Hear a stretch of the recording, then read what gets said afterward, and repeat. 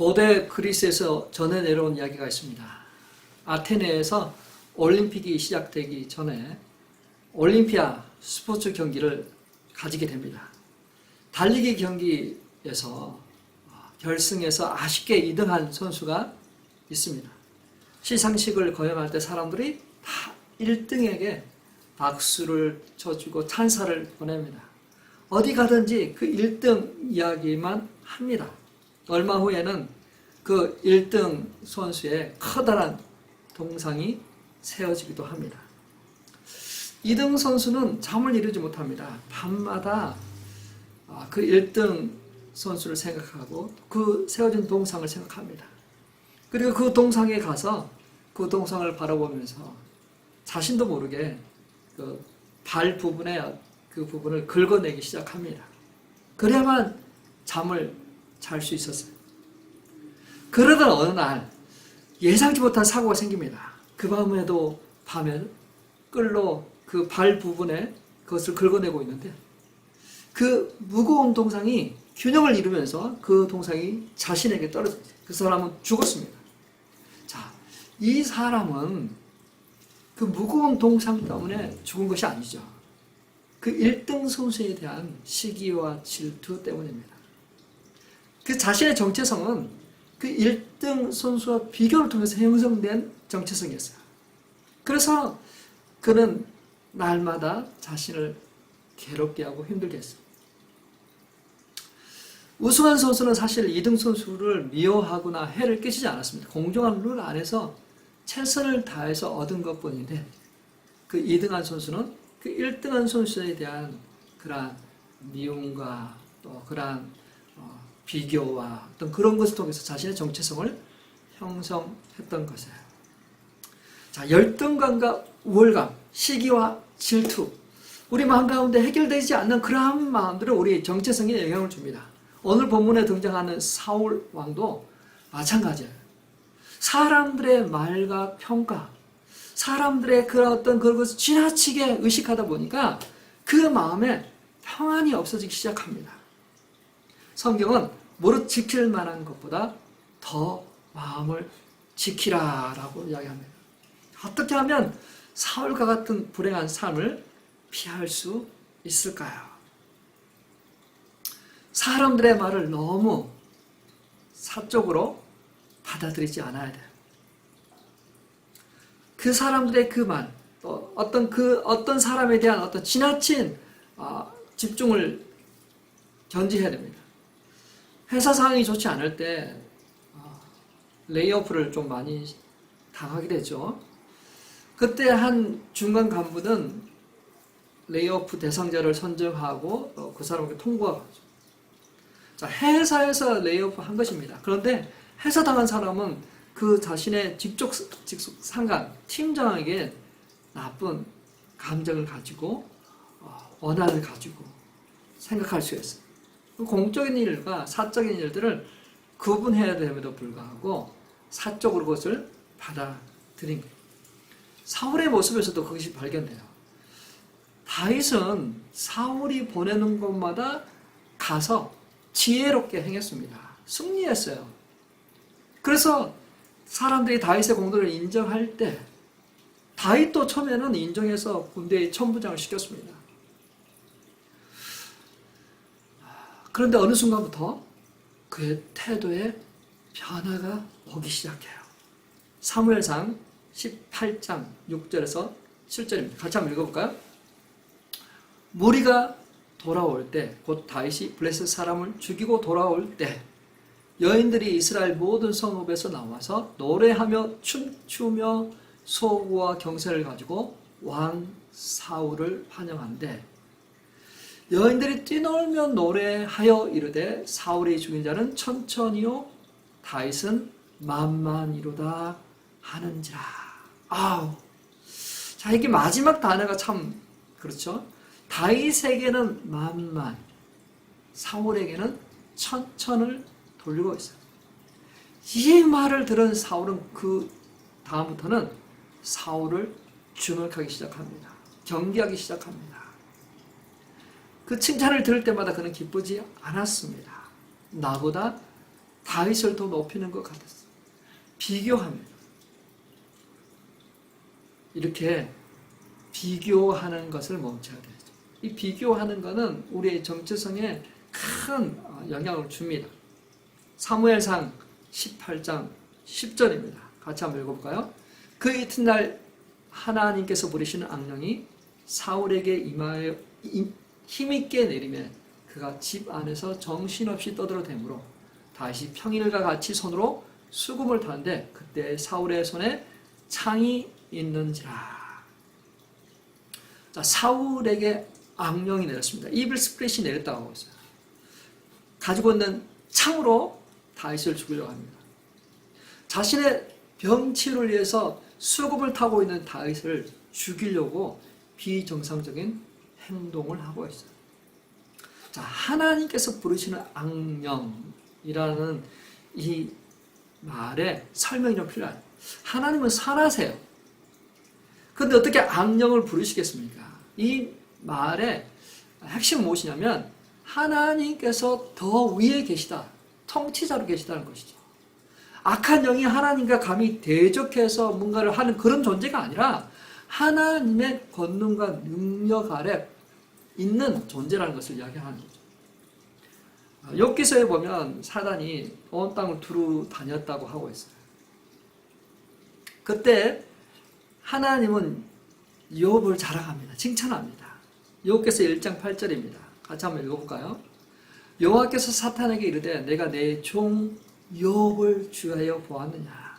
그와 같이 온전하고 정직하여 하나님을 경외하며 악에서 떠난 자가 세상에 없느니라.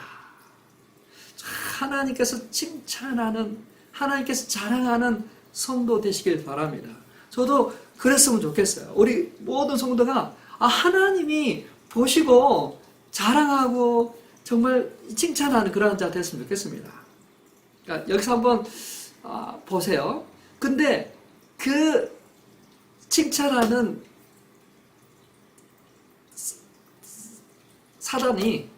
사단은 이것을 어떻게 받아들이냐면 그렇게 칭찬하는 욥이 뭐 그냥 하나님을 경외하겠습니까? 이유가 있죠. 하나님께서 물질에 복을 주셨기 때문에 그 소유를 풍성하기 때문에 그렇게 한 것이지, 만약 그게 없어지면 그는 분명히 하나님을 욕할 겁니다. 하나님은 궁금했어요. 그래, 사단 너 말대로 한번 해봐라. 다 그 물질은 내 손에 맡기는데 그의 몸에는 손을 대지 마라. 하나님께서 일정한 부분을 허락하시는 거죠. 그래서 하나님이 부르신다. 하나님이 컨트롤 하시고 통치하시는 그러한 영이다라고 이렇게 이해하시면 좋겠습니다. 자, 근데 여기 보세요. 사울이 멀쩡했어요. 아주 그냥 정신도 멀쩡했는데 하나님이 부르신 영이 들어가서 이렇게 변했다. 뭔가 이 악령에 씌었다. 그런 의미가 아니죠. 사울은 처음에는 겸손했어요. 근데 왕이 된 후로 점점 변해갑니다. 하나님의 말씀에서 멀어집니다. 불순종합니다. 자신의 욕망과 욕심을 채우기 시작해요. 사울은 한 번도 자신의 잘못을 뉘우치지 않습니다. 용서를 구하지 않습니다. 변명합니다. 합리화해요. 자신의 잘못을 감추려고 해요. 선지자 사무엘이 늦게 오셨잖아요. 어쩔 수 없었어요. 사단은 그러한 자를 가까이 해요. 아말렉을 멸하라 했지만 멸하지 않았습니다. 좋은 것들을 남겼습니다. 누구를 위해서? 자신을 위해서 남겼지만 하나님을 위해서 남겼다고 거짓말합니다. 그런 자에게 사단은 임하죠. 그런 나쁜 것들을 사용해서 더 나쁜 쪽으로 합니다. 나쁜 기분, 우울한 기분에 사로잡히도록 합니다. 무엇보다도 이 자신의 정체성이 점점점 황폐해지고 망가져요. 보세요. 지금 사울 왕은 왕이잖아요. 보기에는 권력과 권세, 능력 다 갖고 있습니다. 근데 그 속 사람은 너무나도 병이 들어있어요. 항폐해요. 정말 어린아이와 같은 그런 정체성을 가지고 있어요. 인정받지 못해서 아파하고 고통하는 그 사울을 봅니다. 그 모습이 바로 우리에게도 있을 것 같아요. 우리 안에 있어요. 그래서 그것을 경계해냅니다. 사람들의 말, 너무 개인적으로 받아들여서 그것을 해석하고 잘못된 쪽으로 그걸 만들어서는 안 됩니다.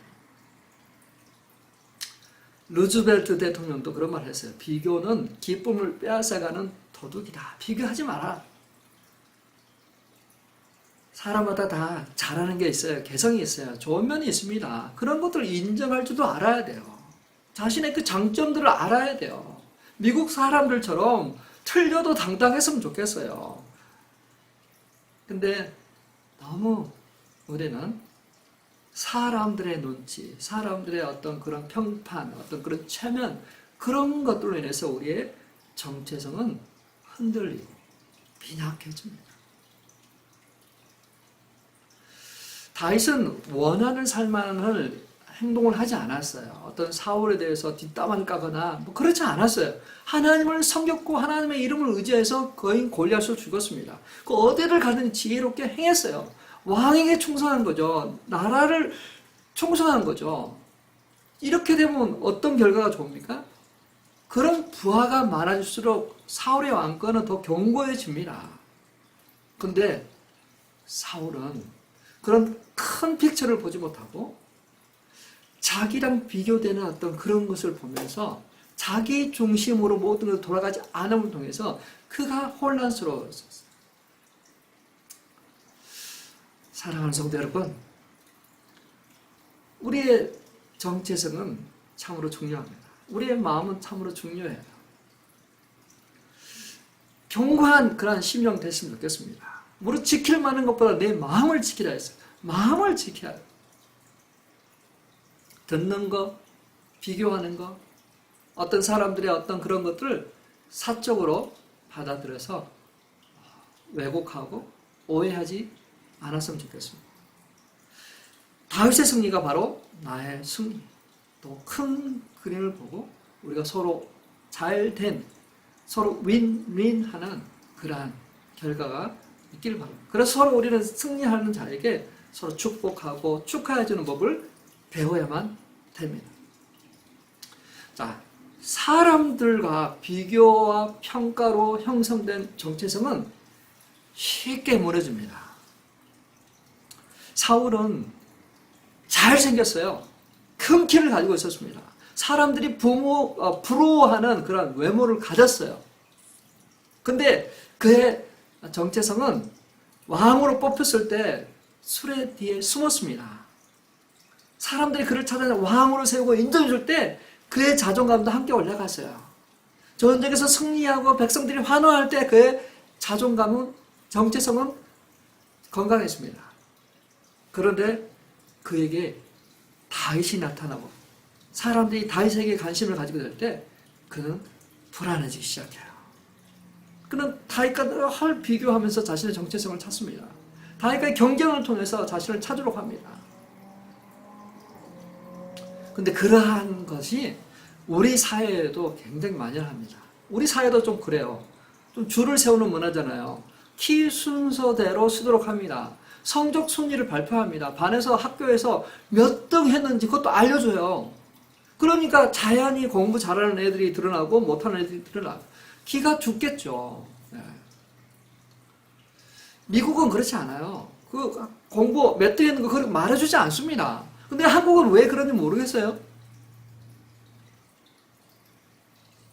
줄을 세우고 좋은 대학, 좋은 직장, 그걸 통해서 어떤 사람의 가치를 정하는 그러한 시대에 정체성이 영향을 받습니다. 나의 정체성은 어디서 찾습니까? 나의 절대 가치를 알고 건강한 정체성을 가지길 바랍니다.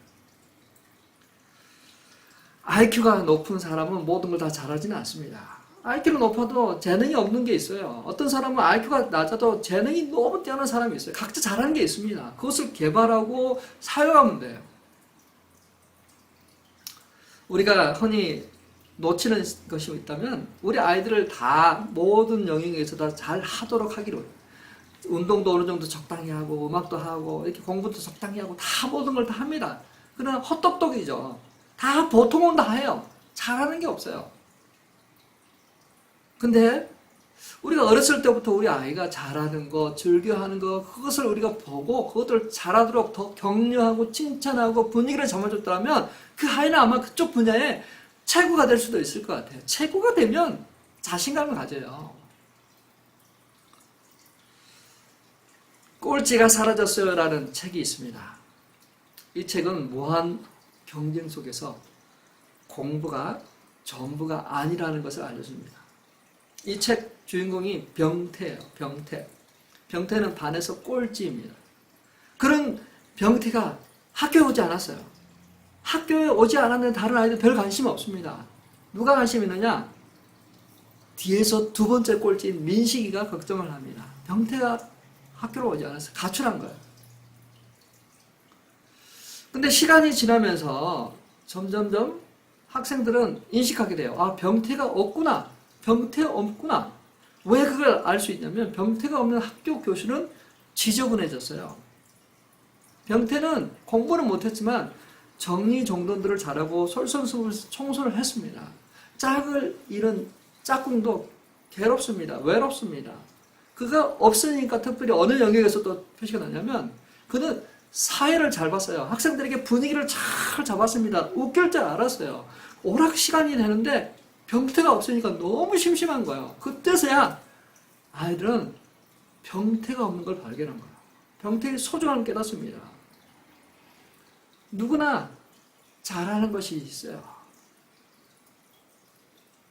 팀 켈러 목사님은 말했습니다. 복음은 내가 생각했던 것보다 더 큰 죄인인 것을 깨닫게 해주었다.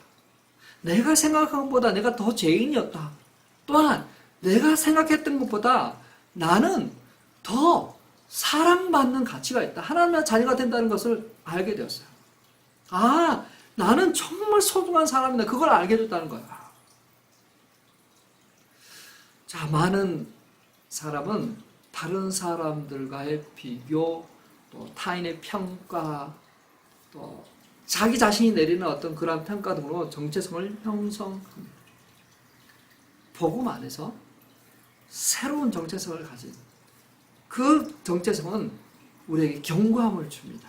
다른 사람의 안목을 초월하여 하나님 안에서 얻어진 정체성은 나로 하여금 자유함을 주고 견고함을 주고 사람들의 평가, 비교, 말에 휘둘리지 않도록 해줍니다.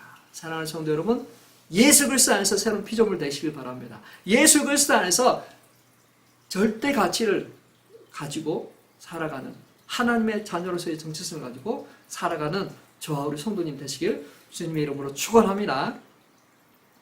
우리는 사람들과 함께 조화를 이루며 사는 것이 하나님의 창조 계획이에요. 나만 잘나면 될 것이 아니라 우리는 같이 가야 돼요. 레드우드 내셔널 파크에 있는 나무들은 굵직굵직합니다. 60에서 70m, 어떤 거는 100m가 되는 것도 있어요. 근데 이렇게 큰 나무일수록 뿌리를 깊이 내려야 되잖아요. 근데 레드우드 거기는 뿌리가 마치 사과나무 뿌리 정도 3m에서 4m 정도밖에 내려가지 못해요. 왜냐하면 그 밑에 큰 반석이 있기 때문에 뿌리를 깊이 내리지 못한다고요. 자, 그러면 뿌리를 깊이 내리지 못하면 비바람이 쳤었을 때 분명히 쓰러져야 되는데 쓰러지지가 않아요. 왜 쓰러지지 않을까? 우리 가로수들 넘어지잖아요. 근데 이렇게 60, 70m 된 그 나무가 쓰러지지 않아요. 사람들이 궁금할만 하잖아요. 조사를 해보니까 밑에 뿌리는 못 내리지만 옆으로 내리는 뿌리들이 서로 얽히고 얽혀서 서로를 붙잡고 있는 거예요. 아, 그래서 넘어지지 않는구나. 서로 얽히고 잡아주니까 서로 이것들을 견뎌낼 수 있었던 것이죠. 바로 이게 하나님께서 우리에게 주신 교훈입니다. 홀로 살 것이 아니라 함께 더불어 살아갈 때, 서로 연결될 때 우리의 심령은 지켜질 것이죠. 넘어지지 않게 되는 거죠. 우리의 마음과 생각이 지켜지고 서로 위로하고 격려하고 감사하는 그 문화 속에서 살아갈 때 우리 자신들은 살게 될 것입니다. 그리고 우리가 그리스도 안에서 날마다 살아가야 될 이유가 바로 여기에 있습니다. 우리의 마음과 생각을 누가 붙잡아줘요? 우리의 건강한 정체성이 우리를 붙잡아주지만 건강한 정체성을 갖도록 해주는 것은 결국은 우리가 주님과 붙어 있어야만 돼요. 우리 주님과 우리가 붙어 있어야, 연합되어 있어야만, 그분과 친밀한 교제 속에 있어야만 우리의 마음과 생각이 지켜집니다. 환난과 공과 기근 속에서도 우리가 지켜집니다. 우리의 마음이 평안이 있을 수가 있어요. 우리 주님께서 말씀하세요. 너에게 평안이 있느냐? 그냥 평안이 있으려면 주님을 우리 가운데 모셔야, 우리가 동행해야 됩니다. 그래야 돼요. 근데 주님을 떠나서 바빠서 일터에서 있고 집안에 있고 여러 가지 그렇게 있다 보면 언제 그 믿음이 들어옵니까? 언제 주님과 교제합니까? 언제 주님과 만납니까? 그러면 우리 마음이 불안해지는 거죠. 염려가 생기는 거죠. 사람들의 말 한마디에 우리의 정체성은 확 흔들리죠. 사랑하는 성도 여러분, 사울왕은 평생을 그 연약한 빈약한 정체성 때문에 고통했습니다. 늘 사람과 비교하면서 자신의 무엇을 세우려고 했습니다. 늘 다윗을 죽이려고 했었어요. 근데요, 그가 정말 주님 안에서, 하나님 안에서 그가 새로운 정체성을 가졌더라면, 더 이상 사람과 비교하지 있었다면 그는 그 마무리가 그렇게 끝나지 않았을 것 같아요. 불행하게도 사울은 평생을 그런 기회조차 가지지 못했던 것 같아요. 회개하고 용서하고 하나님 안에서 자신의 가치를 발견하지 못했습니다. 누구랑 비교할 필요가 없습니다.